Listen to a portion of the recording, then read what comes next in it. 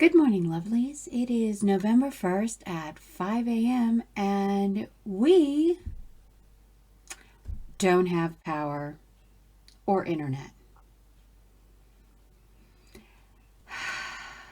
Thank you, 2022, for making NaNo interesting. 5:30 and I made power or coffee on the stovetop because we still don't have power. Still waiting to do my 5 a.m. Writers Club stream. It's now 6 o'clock Mountain Time and we still don't have power. It's blinked on and off a few times, and so I'm still waiting to do my stream and do my dice roll. My new NaNo mug, very pretty, and just waiting for it all to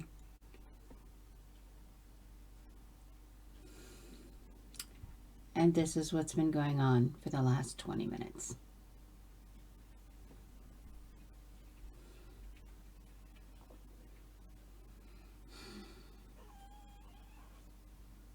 Not you too, 2022. Not you too. It's now 6:30. I am 90 minutes late for the start of the 5 a.m. Writers Club. Waiting. All the kitties have decided that they need to be on my lap. Let's see, can I show you the kitties? Yeah, all the kitties.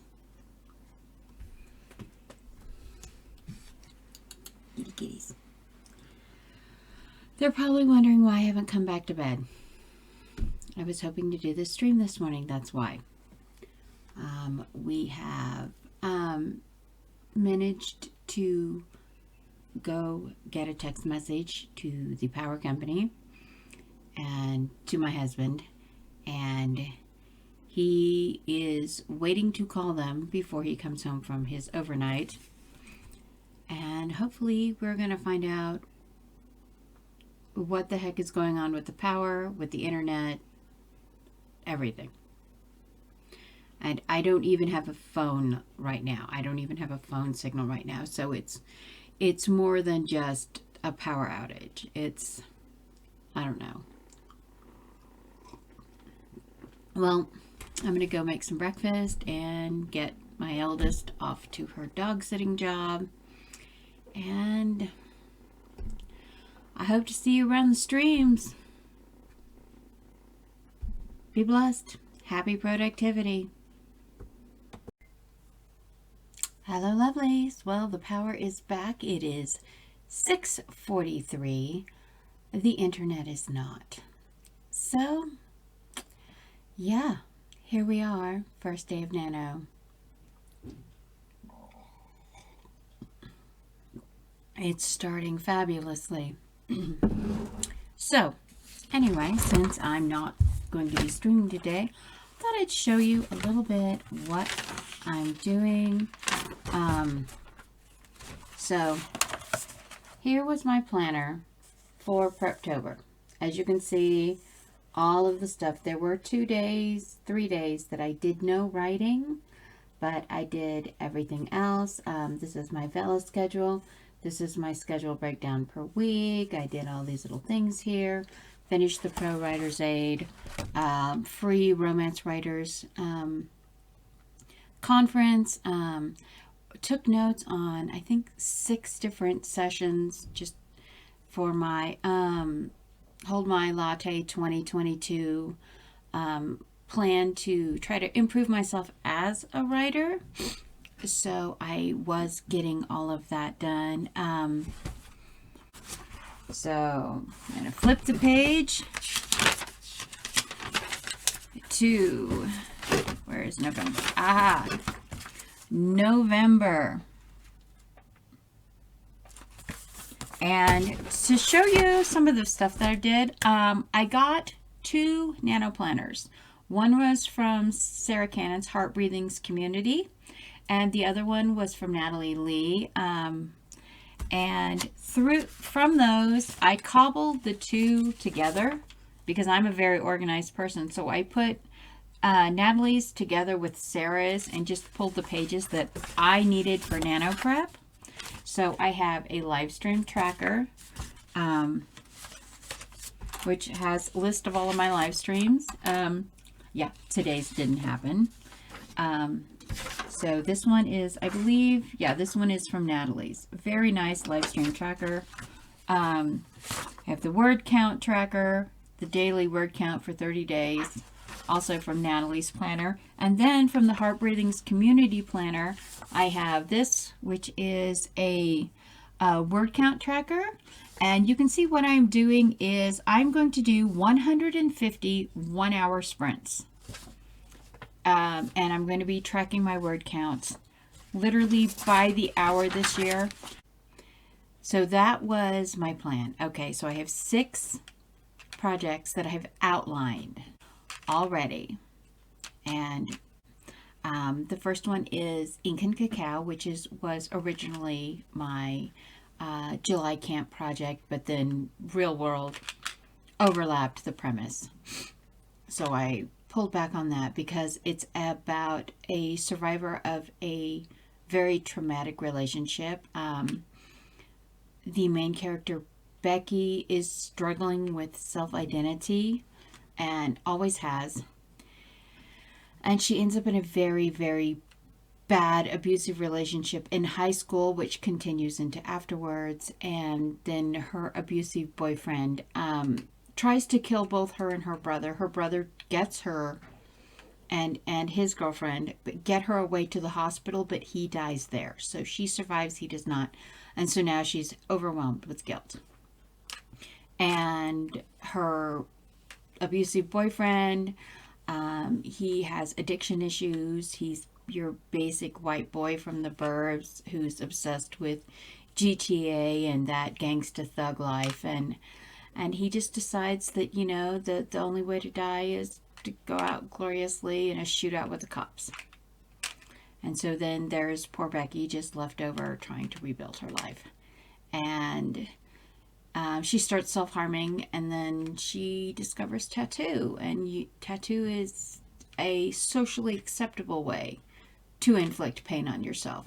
And so she starts, and her therapist tells her she needs to find a way to turn her pain into positive things and into beauty. And she does this through getting tattoos.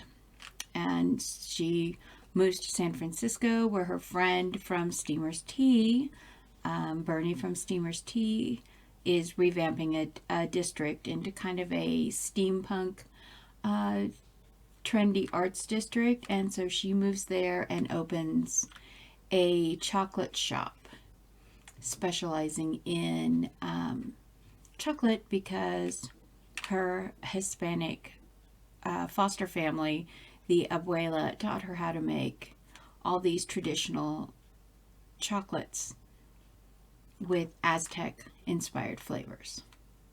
So that is the first one, Ink and Cacao. That's number 1. And I'm still struggling with the title for this one because I have like 2, it's the Penny and Prue story, and I have 2 working titles. One of them is There's Always Rain, because they're in Baltimore and it rains a lot. And the other one is Tears on the Canvas, because Prudence is an art student graduating in a master's program of art restoration. Her love is restoring paintings. And her sister Penelope, is an amateur MMA fighter who is working her way up and wants to, goes on American Ninja Warrior and things like that. So Tears on the Canvas is the other working title, and I think I like that one better because it works for both sisters.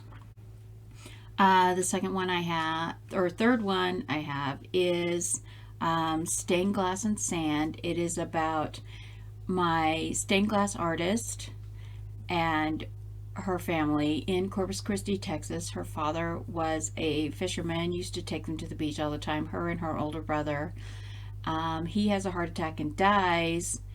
after a month in like vegetative state, and her mother immediately remarries and 7 months later has a baby. So then the older brother is old enough to realize what's going on. Cece does not realize it at the time. The baby's 4 years younger than her, and it turns out that her sister, her half sister, is just, she gets raised like the princess, and Cece's like the wallpaper. And yeah, it's very, very toxic family dynamic, and the problems with middle child syndrome and codependency in a relationship. And Cece's heart is both literally and figuratively broken. Literally because she collapses at a track meet and they discover she has a defective heart valve. But her mother and stepfather don't really pay attention to this because the younger sister, Starla, is in a pageant and moving up the Miss Texas pageant route, Teen Texas pageants, and they know she collapsed, but they don't really pay attention, and they never take care of this because they're so focused on the younger sister. And then Starla's life goes off the rails, and she gets to this point where she basically overdoses while there's a hurricane hitting Corpus Christi, and Cece basically carries her out to the car and tries to get her to the hospital, and the exertion is too much, and Cece has a heart attack, and Starla dies. And so Cece gets her figurative heartbreak comes from, one, her parents, her mother and stepfather, blame her for her sister's death. You know, they blame her for her sister's death, and like don't even, like, they're just so upset about it, and they don't even give her a chance to try to explain what happened.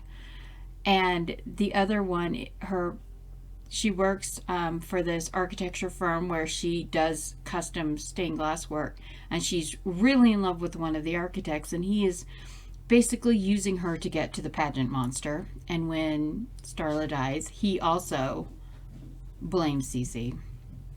And it just, Cece's life just, you know, she's been in this car accident, now she's got all this recovery time. Her brother comes back to Corpus Christi to take care of her, and he figures out that there's something wrong with her more than the accident.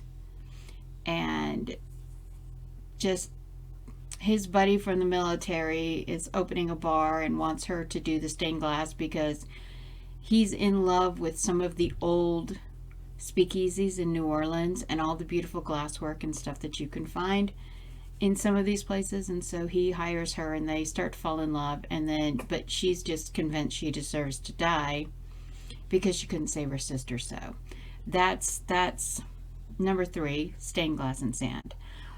Number 4 is my zombies versus cat apocalypse kind of satire story about Wisa Babette Bland, who is she was a late in life child. She was born after pandemic 1. Her parents were both widowed, and then they met and fell in love, and then her mother dies during pandemic 2 during some circumstances, and so she has spent her life on and off, you know, dealing. Her father's an over-the-road truck driver, so he's an essential person, so he never gets time off. So when school shuts down, she goes on the truck with him. And so there's been 4 pandemics so far, and we're just starting into the 5th pandemic. And she basically has gotten a library sciences degree because she likes organizing information. She likes data, and you know, she loves books. She's one of those librarians who loves the books as much as she loves the organization. So she goes and gets, like, this from Harvard, this $350,000 degree in library sciences. She's the last person to get this degree before they shut the program down, because she was the only person in the program the entire time she was in it. And so now she has this huge, expensive student debt for a degree in library sciences in the age of Google. So she can't get a job. She finally gets a job at the Enoch Platt Free Public Library in Baltimore, it's a very interesting organization, started in 1933, for access, because before then you had to be a university student or wealthy to have access to libraries. Mrs. Platt, who is the descendant of the original Enoch Platt family, sees her tidying the library while she's waiting for her interview, and she basically tells them, this is the one I want for the new head research librarian position. And all of her other co-workers, they're like media people, they're like computer science people and writer people and stuff. And so because they're technology people and she's a paper person, she has no connection with them. And really the first chapter, you're just going to see how alone Babs is in the world. And then we're going to start into this pandemic where people are getting this weird fungal pneumonia, and it acts like thrush. They start getting this black film in their mouth and around their lips and in their eyes, like conjunctivitis, and the doctors don't know what it is. And we go from the first outbreak to like a month later, people are really getting sick, that the end of the world. And this is technically pandemic 5. So they start putting all the pandemic protocols into place, and Babs is like, she still goes about her life. She lives in the library. She almost never leaves. She goes to get groceries once a week, goes to walk around the park once a week, and she goes out to do book deliveries and pickups, and then she sterilizes the books when they come back in. And so that's her life. And they have a hard shutdown like we did in early 2020. And so 2 weeks go by, and then she goes to pick up her stuff again, and there's no one out, no one anywhere. And she's like, well, it's protocol, and she doesn't think about anything. And then she discovers that because the library is solar powered, because that whole block that belonged to the Platts has its own water source, that basically the world has ended. And because she's in this like anti-media bubble, that she's missed the end of the world. And then one of her librarian clients emails her for some more books, and she's like, oh my goodness, there's still someone alive out there, this poor little old lady, and she knows the old lady has cats because she has Babs has very bad cat allergies. And so not only does she has to clean the books when they come back to sterilize them for any diseases, but she has to make sure there's no like cat hair or cat dander, because she's in so much trouble. So she goes to see Mrs. Thorpe to check on her, and Mrs. Thorpe rushes out with her Clowder of Cats, which, by the way, a clowder is what a group of cats is. Domestic felines is called. So she runs out with her Clowder of Cats as this mob of these infected ones like come running down the street, and they've got these black ringed weeping eyes and black lips, and they get her in the house, and poor Babs, she just has horrible allergy attacks.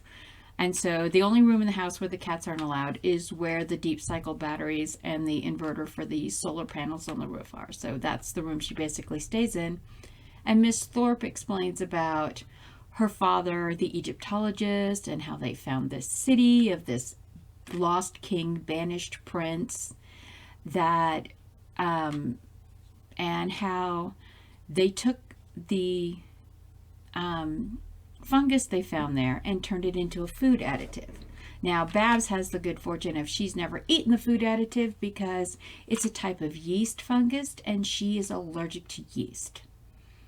So the very first time she was exposed to it, she had an anaphylactic reaction, ended up in the hospital, and she's never eaten this stuff. And because it is an organic food preservative, and the food from this tomb from 2500 BC was still good.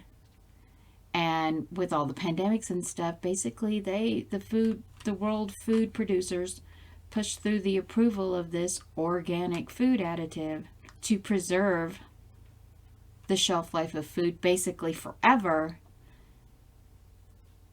And now, after 6 weeks of eating the contaminated food, people are sick and dying and coming back as these perfectly preserved zombies who, yeah, the only way to kill them is to either freeze them for 30 days or more, or to burn them. So, yeah. And the cure is an amino acid and protein and enzyme combination that is found specifically in feline saliva. So you have to have a cat or you become, the zombies try to get you. And you become one. So that is how I became a crazy cat lady to survive the zompocalypse. That's story number 4. Story number 5 is dystopia. It is a werewolf dystopia. It's basically, how to describe this? The Handmaid's Tale meets V for Vendetta and The Net.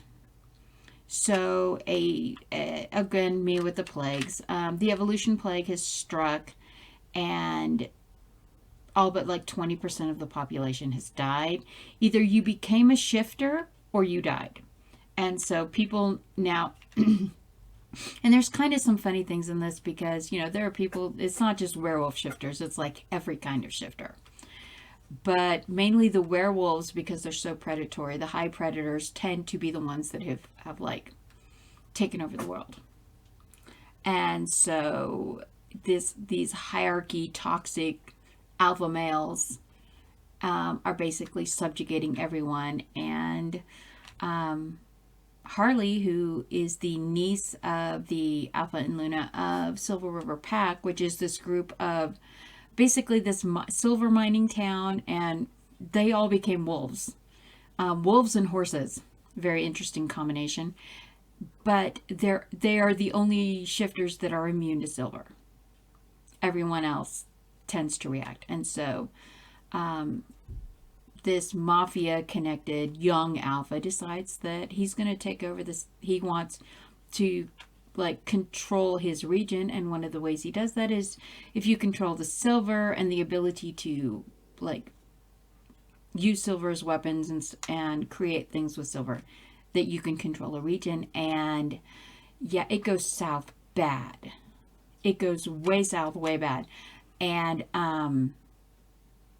Harley basically with her cousin Benjamin watch the whole thing on like security cameras.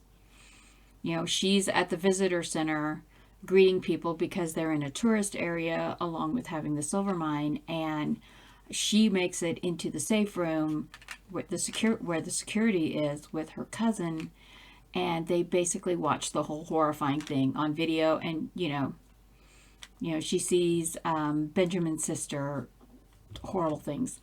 And so they basically hack the internet and live stream what is happening to their pack, what is being done. And then she goes on this crusade to basically bring awareness and to stop what is happening in society, where basically women are being, people who are not the purebloods, who are not the alphas and betas and the royal wolves, those that are entitled and empowered, common wolves and other kinds of shifters, and especially females, are being terribly neglected, abused, pushed down.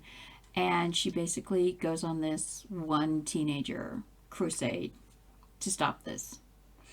And she spends like the next 5 years fighting the good fight. And basically the stand is, you cannot force us. And the other side effect of the evolution plague is that only like destined ones can bear children.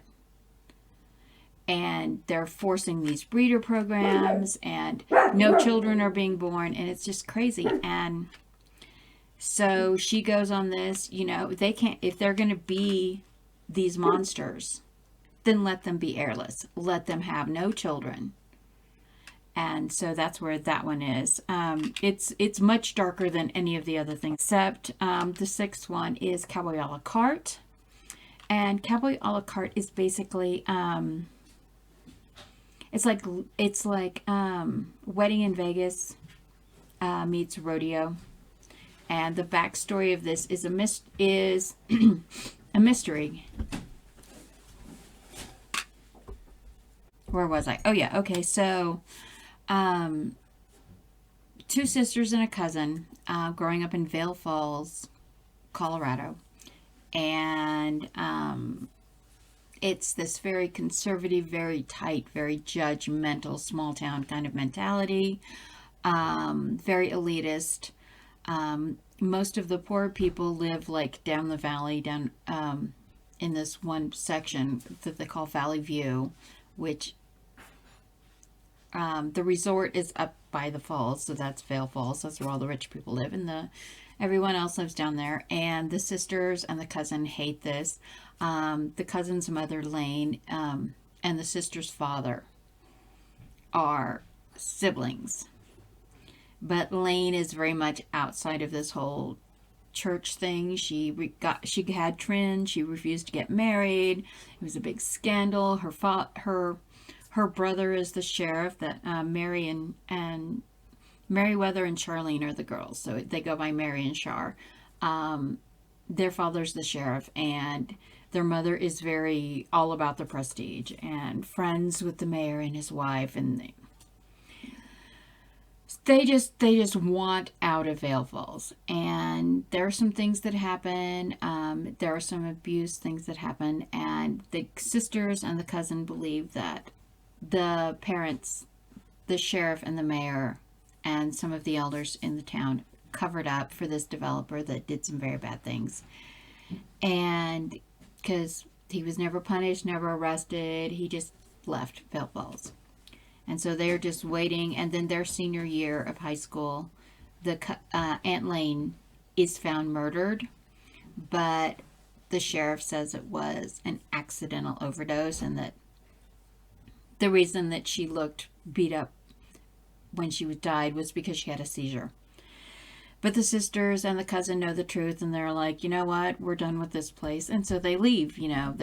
They feel very disempowered in their community. They go off to college or off to the military. They leave the community. And then a few years later, the parents, the sheriff and his wife, are killed in an accident. And the stipulation is one of the girls has to live in the house in Vail Falls for 5 years before they can sell it.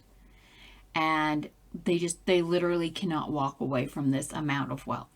So they get sucked back into Vail Falls. Meanwhile, Char is in the Navy. She's doing, all the Navy things, doing very well. Trina has become a nurse. And Mary is finishing culinary school. And she is in Vegas, and she meets this cowboy at the rodeo. He's an American cutting horse champion, and he's in the points race, and they do the typical Vegas style romance and wedding, and 2 weeks later the honeymoon and their marriage is literally over, and he leaves to go chase points and steers, and she goes back to her life. And then her parents die, so she has to go home.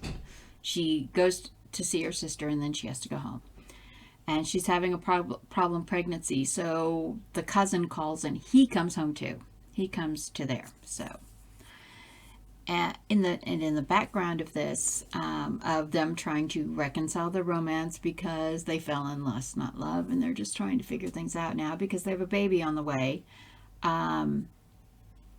Mary and Trina and Colt, that's his name, they're living in the parents' house, and they find Mary's mother's diary. And suddenly the whole thing with the developer seems very much more fishy than it did before.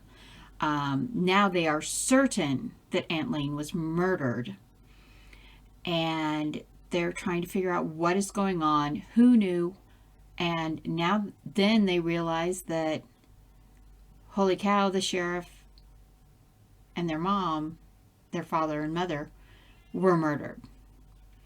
So now they have possibly 4 murders, and they're trying to figure this out and meet the stipulation of having to stay in Vail Falls for 5 years so they can sell this multi-million-dollar property and get their inheritance. And then if I roll that, that's number 6. And then if I roll a 7 on my dice, if I roll a 7, then I am rewriting my oldest whip, work in progress, which is the ELM, environmental limbic manipulation, which is the last one in the Revelation Night trilogy. That one got stopped because the pandemic hit, and there was too much going on in 2020, so I never finished writing the trilogy. So I will be doing that one, and if I get, where is it? If I get an 8, I'm going to do a no prep nano. I was going to throw some balls, number some balls and throw them out for Agent Mayhem to pick the whip if I got an 8, but the pet store they don't have the tennis ball ones. They only have the hard plastic ones. He doesn't like those, so I don't have the tennis balls, the tennis chase balls. And so we're just going to roll and hope for the best. And again, no internet. Don't know when we're going to have internet. Not today. So,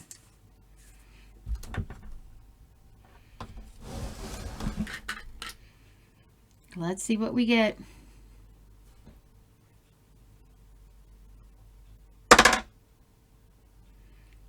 And we got 4. The number is 4. So it looks like I am going to be writing how I became a crazy cat lady to survive the zompocalypse.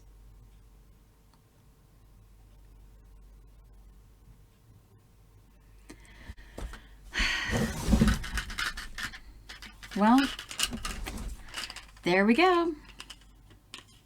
That's what we're doing for our NaNo project 2022. Since I don't know when we're going to get internet back today, or if we're going to get internet back today, the power has actually blinked twice. I had to cut the part out where the power was doing this bit. I'm just going to start writing, and I hope to see everyone around the streams today. Be blessed and happy productivity. Good luck getting your words. No words left behind, because NaNo isn't about the word count. It's about the creativity. And so good luck to everyone.